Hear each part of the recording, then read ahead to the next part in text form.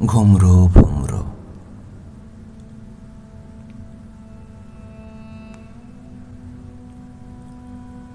জানমাত্রে তুমি নাই, আমি যেন যুদ্ধ বিধ্বস্ত দুর্ভিক্ষর কবলিত কোনো দেশের একলা মানব। তুমি জানো আমি ভেতর থেকে দুমড়ে মুচড়ে যাচ্ছি, শ্বাসকষ্ট এড়ানো যাচ্ছে না এখন। মাইগ্রেন হয়ে মস্তিষ্ক জমেছে তুমি নামক অসুখে। নারকেল পাকার মতন বুকের ভেতরটা কুঁকড়ে যাচ্ছে ক্রমশ।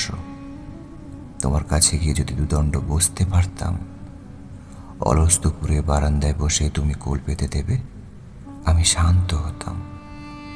অভাবের দেশেও আমি স্বভাবে রাজত্ব নিয়ে মাথা উঁচু করে জানান দিতাম সুখের কথা। তোমার সেবিকার হাতের ছোঁয়া পেতেই মাইগ্রেনের ব্যথা উপড়ে যেত মস্তিষ্কের ভেতর থেকে। বুকের ভেতর থেকে ব্যথার থলে জলীয় বাষ্প হয়ে উড়ে যেত সব রঙের উষ্ণতা।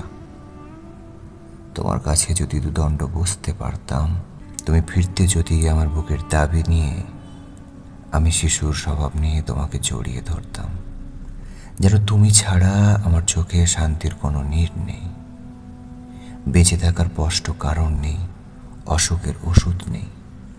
এখনো কথা হয়? হ্যাঁ হয়। কিভাবে? স্মৃতিতে মনে মনে সে ছেড়ে গেছে, কিন্তু স্মৃতি এখনো জীবিত।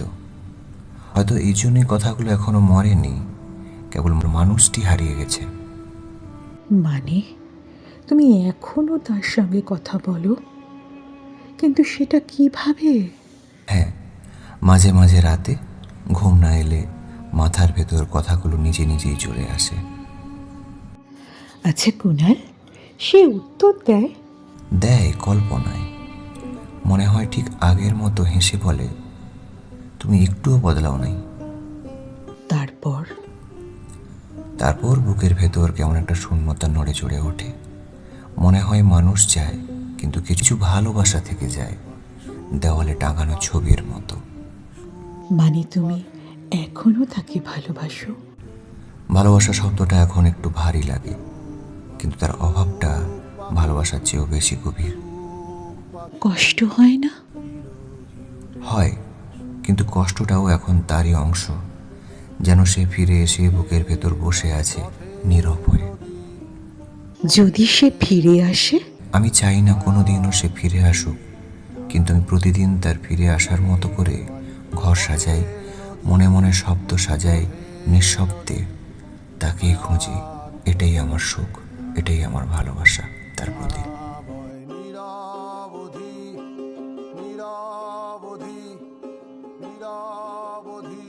ধারা নদী